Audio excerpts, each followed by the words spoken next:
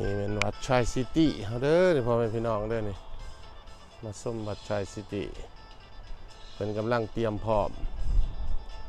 สิเฮ็ดบุญปีใหม่อาทิตย์สิมานี่อันนี้เป็นกำลังให้มาเบิ่งวัดชัยซิตี้เมืองเคนเนวิกรัฐวอชิงตันเป็นกะหากันเฮ็ดนางพญานาคแล้วนี่สวยสดงดงามอลังการดี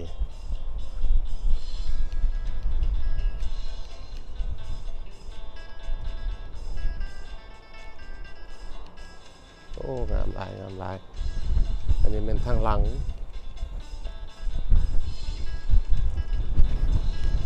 ล่มแท้ล่มวาพอดีมาทดลองอันนี้เป็นห่อเพิ่นกำลังสีมองเพิ่นสีเฮ็ดบุญใส่เลยแหละแต่ประมาณนี้แหละนี่จะเป็นทางหลังซิมเนี่ยนี่พอพี่น้อง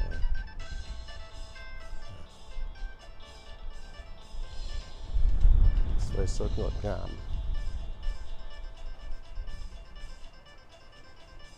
โลเดฟอันนี้เป็นทางเขาคักหลาย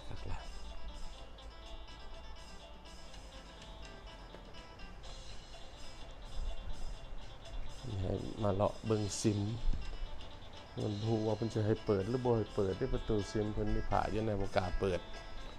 สิเลาะเบิ่งอ้อมๆเบิ่งซะก่อน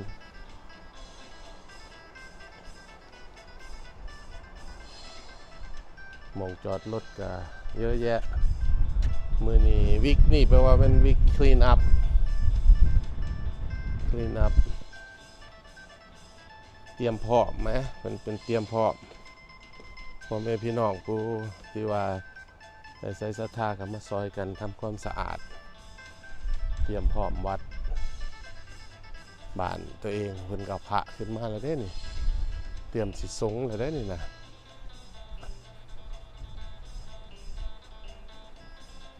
กำลังเตรียมพร้อมเลยนี่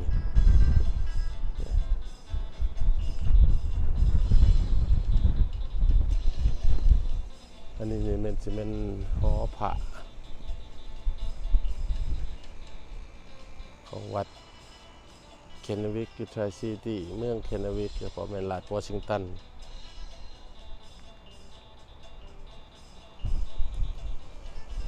โอ้โห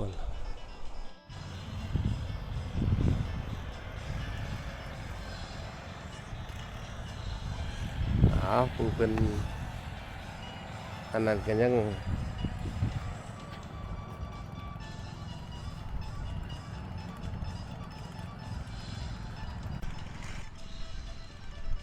นี่มันหอเป็นสิเฮ็ดใหม่ปีหน้าก็คือเฮ็ดใหม่เป็นหอหมู่เฮ็ดเอาไว้พระอย่างนี้เด้อมันสิออกมาคือโอ้สบายดีอะสักแค่ดีเฮานี่โอ้เตรียมพร้อมตลอดเวลาเนาะโอ้ตัวประเทศเป็นนั่นนี่เนาะตัวนี้เนาะโอ้ตัวนี้เป็นเห็นว่าเป็นนั่นนี่ใจใส่ศรัทธาบริจาคมาได้ที่ว่าโคตรจะมุ่งเงินขอพูดอยู่นี่ให้เป็นฮอตัวสิเป็นฮอตัวนี้แหละนี่เพิ่นสิมางลงเลยสิเปลี่ยนเป็นพวกเฮ็ดเวียกในทานประทานนี่ก็เฮ็ดหญ้าเฮ็ดหยังไปตามใจใส่ศรัทธาเด้อพุ่นน่ะพวกนี้ได้บุญหลายได้พวกนี้เอาประมาณนี้แหละพ่อแม่พี่น้องไปวันเสาร์นี่วันที่23แบบว่าเชิญชวนพ่อแม่พี่น้องไก่มาวัดชัยซิตี้อยู่เมืองเคนเนวิกรัฐวอชิงตันเป็นสิมีงานบุญปีใหม่สงพระตามประเพณีเฮาโอเคเอาประมาณนี้แหละพ่อแม่พี่น้องมีกระโปรงใครเลยวะก็น่าจะใครประตูซิมอยู่อันนี้แม่บอกเอาจับเอาอะไรเอาอันนี้เข้าไปเบิ้งรถน่ะพุทธ บ่ได้ปลดกับปลด เกิดเขากับพวกเขาไปหอดพุ่นก็ได้เยืน อยากเข้าไปก็เข้าไปบ่เป็นหยัง เขายืนทายเอาก็ได้ บ่ว่าหยังเข้าไปโดดกับตามสบาย อันนี้ปูให้พระสงฆ์ต่างเมืองต่างรัฐเพิ่นมาซอยเบียกซอยงาน เพิ่นนอนอยู่นี่นี่หว่า เพิ่นยังนอนอยู่อันน่ะอุติก็ได้แต่เพิ่นอยากมานอนอยู่นี่ก็ได้แล้วแต่เพิ่นปีนั้นตอนเพิ่นเฮ็ดจังได๋ถึงจะต้องนั่งมาได้นี่ Can you take it again instead of phone ปีได้ก่อนเพิ่นเริ่มสร้างปีได้ก่อน โอ้แต่นั่นได้4-5 ปีหรือติ สิหาปีเจ้าของก็ยังมาอยู่ได้ตอนเพิ่นเฮ็ดขึ้นบ่เพิ่นมาจอคุมอยู่นี่นี่นะ แม่น เขาก็ยังมา ซิมนี่เพิ่นเฮ็ดได้4-5 ปีแล้ว สิหาปีละ 4-5 ปีแล้วเฮาก็ได้ซำนี้ปีกายนี่เฮาก็เฮ็ดนี่พญานาคนี่6โตวนี่ พญานาคนี่หางกันที่ปีกาย เอ เนาะ อแม่น พระครบเพิ่นนั่นบ่นี่ แม่นอันน่ะพระเฮานี่ครบเบิดแล้วอยู่ในนี่แปลว่านี่เด้อความหมายนี่เด้อแปลว่าอันน่ะเฮาสิเตรียมกำลังสิเฮ็ดหอนี่นี่เห็นบ่หอนี่นี่ โอ้ฮอตัวนี้นี่หว่า หอน้อยนี่ นี่น่ะโอ้นี่นี่หว่าตัวน้อยๆนี่หว่า หอน้อยนี่สิมางทิม โอ้ เห็นบ่ป้ายโฆษณาอยู่หั่น เออ แปลว่าหอนี่เฮาสิเฮ็ดเป็นตัวถาวรเลยบัดนี้ตัวใหญ่ๆนี่และบัดนี้มันมี2อันน่ะหอพระอยู่ทางหลังหั่นเห็นบ่2หั่น ฮอหน่อยหั่นน่ะหอน้อยหั่นแปลว่าตะกี้อันนี้กุดโมเมนต์กุฏิเนาะอันน่ะหอแจกเฮานี้ ฮอแจกไฟไหม้ตะกี้น่ะไฟไหม้แล้วบัดนี้พระโตถือไฟไหม้หั่นเพิ่นเอาไปไว้พุ่น โอ้ แล้วมีพระดำมัน3องค์อยู่ตัวหนึงนี้แล้วตัวที่2หั่นก็มีพระแปลว่าทั่วไปนะแปลว่าเพิ่นสิย้ายอันพระหาออกมาหั่นจาก2อันนั้นน่ะ หันออกว่าพี่ หอหั่นแล้วเอามาใส่นี้ โอ้มันใส่ตัวน้อยนี่เฮ็ดใหม่นี่ เพราะว่าตัวนี้มันสิใหญ่เด้ โอ้ตัวนี้เพิ่นสิใหญ่นะ ตัวนี้ใหญ่เด้ พระเพิ่นสิทรงพระนี่ตัว แม่นเลย โอ้เฮ็ดใหม่ เฮ็ดใหม่แล้วเดี๋ยวนี้แปลว่าอันน่ะพวกกรรมกรก่อสร้างหั่นเฮาก็ได้คอนแทรคแล้วแล้วประมาณ4-50 พันนี่แหละก่อนสิแล้วได้ตัวนี้นะบ่ได้ถือเด้ใหญ่ได้ตัวนี้นะ ใครใจใส่ศรัทธาเนาะ ศรัทธาอยาก ก็จังว่า เอา เอาว่าต่อไปนี่อ่ะแต่ว่า ก็คือเพิ่นเว้าหั่นแหละ ถ้าเป็นไผอยากมาสนะทาน อยากเป็นเจ้าภาพสร้างศาลนำก็ติดต่อมาถึงคณะกรรมการวัดเฮาดอนสิ้นวันแล้วแต่บ่มีราคาบ่มีลิมิตแล้วแต่ใจศรัทธาสร้างศาลซอยกันติดต่อวัดกินวิกทอยสตีก็ได้หรือว่าติดต่อทานอุดรวรพจิตหรือว่าลีสมนึกก็ได้หรือว่าไอซิทนแสงจันทร์โอเป็นสว่างกลายคนติดต่อนำไผก็ได้ว่าซั่นซะว่าจักเข้ามาทางวัด ก็เพิ่นสิเริ่มเฮ็ด construction เริ่ม ว่าเฮา ขาดแต่เพอร์มิทเดี๋ยวนี้ เพอร์มิทเฮาถ่าเพอร์มิทแต่ส่วนมากอาจจะแล้วบุญปีใหม่ก่อนเพราะบ่อยากให้มันซับซ้อนหลายอย่างให้ไปแต่ละสเต็ปแต่ละโครงการนะ บุญไว้ก็ได้ประกาศเนาะ แม่น ภายในแผนการนั้นเพิ่นอยากเฮ็ดก่อนบุญปีใหม่ โอ้แต่ว่าก็คือสิบ่ จังสิได้โฆษณาได้นะว่า แต่ คนมาหลายคน แต่แผนเฮาอะ เมืองนะเพิ่นจังสิเห็น แต่มันผัดบ่เป็นไปตามแผนก็เลยแต่ว่าแต่เฮาก็สิโฆษณาคือเก่าอีหยังมันก็คือน้ำฟันดิงเรื่องเฮ็ดหยังอยู่พอแจกน้ำวัดน้ำว่าอยู่ไสก็อย่าอยู่เงินอยู่ซ่านถ้าเงินค้ำเฮาบ่เพียงพอเฮาก็ต้องได้ฮ้อนแต่ว่าเฮาเสร็จไปทั่วมันก็บ่ได้ให้ซ้ำเฮามีคอยเก็บหาเก็บสิค่อยๆเฮ็ดไปค่อยสร้างค่อยสาไปแต่มันนักสิถึงความสำเร็จอันนะ เอาเงินค้ำวัดว่าเฮาก็มีแต่ผู้เพิ่นมาก็ศรัทธานำถนัดเฮาบ่ได้นั่นนะรายได้มาแต่แนวคนอื่นนะ ก็เฮาก็อาศัยน้ำบุญน้ำศีลแต่ละปีบุญปีใหม่บุญพระเวทตักบอกตักบาตรญาติโยมอันน่ะบริจาคนำอันน่ะอินคัมของวัดนั่นน่ะ แต่ว่าบุญใหญ่เฮาที่สุดกับบุญปีใหม่ ปีใหม่แม่น สองมากับบุญพระเวท บุญพระเวท เดือนหนา เดือน6ตายจน 40พุ่นบ่ได้40บูทพุ่นน่ะ 41บุตร กว่า42 42กว่าปีโอ้ ตั แต่ บบ่ได้ไม้โตอยู่นี่ ว้าว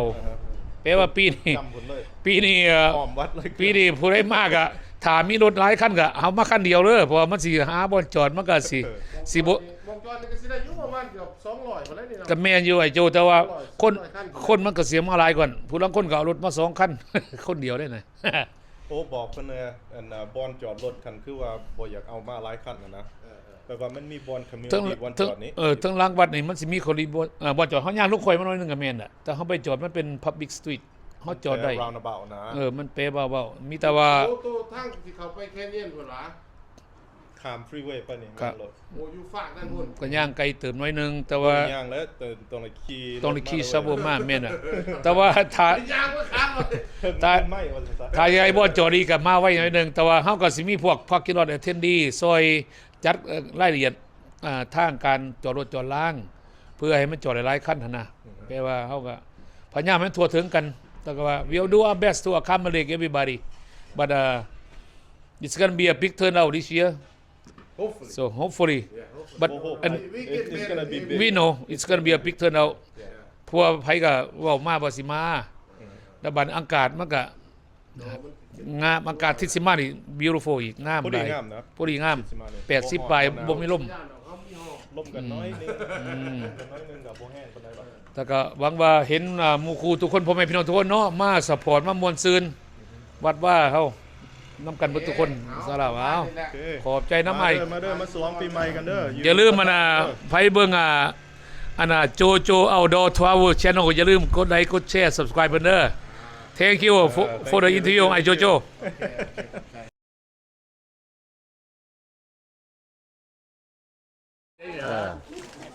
เขาไปเบิ่งอยู่ในป่ะสบายดีโอ้ปิ้งปลาวะนี่น่ะ แม่ปิ้งปลาปิ้งหลายปิ้งละปิ้งแล้วหลายอันแล้วหักป ว้า ลาสุดท้าย ปลายังไงนี่ ปลา ปลาเบส ปลาแบ โอ้ สไอ้ส่งตึกมาให้ วะโอ้ โอ้แบตเตอรี่เป็น มือนั่นขอไปเว้นะเพื่อนเอามาล่าเจ้ากลับแหละเออก็เลยไปมาเฮ็ดวิดีโอให้อันนี้เพิ่นก่อนนี่ ได้ยังเพิ่งดูดี โอ้ใส่เพลงมาได้ต้องเหมาะได้นี่มันเข้าลิขสิทธิ์นี่โอ้อาหารเยอะแยะพุ่นน่ะสบายดี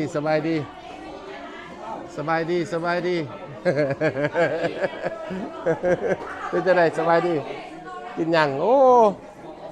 ปลาโตเขากินหลายแท้นะฮะเจ้าภาพเห็นยังนี่กินหลายได้นี่พุ่นโอ้กินเยอะแยะไม่ครัวอีกเอ้าสบายดีนี่ทานไหมนี่เขาเกไหมนี่เด้อวันที่เรียกว่ามื้อวันที่เรียกว่ามื้อนี่บ่พัก บ่เรียกว่าสามสิจังเทื่อ วะโอ้วันเสาร์ที่กระปินนี่เนาะ คันใส่ผสมมันเดี๋ยวสิไปเฮ็ดน้ำมันบ่มักเฮ็ด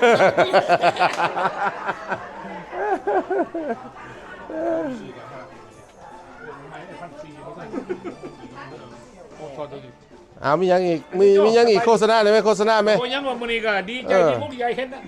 อ้ายเห็นเอื้อยเห็นพ่อเห็นแม่เห็นน้องเห็นนุ่ง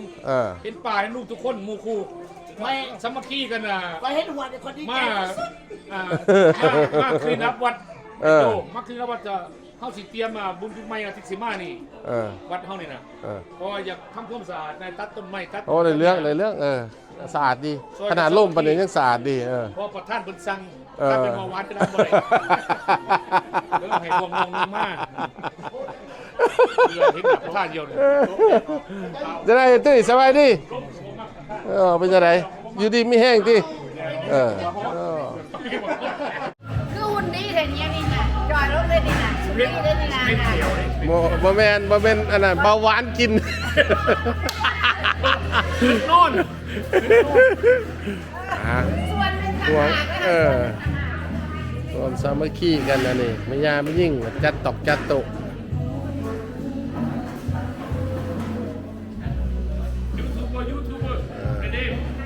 อันนี้ก็เทคแค่คุณโฮมกับท่าสียาไม่ยิ่งเข้ากับซอยมือคนละไม้คนละมือเด้อนี่ชายซีดีนะ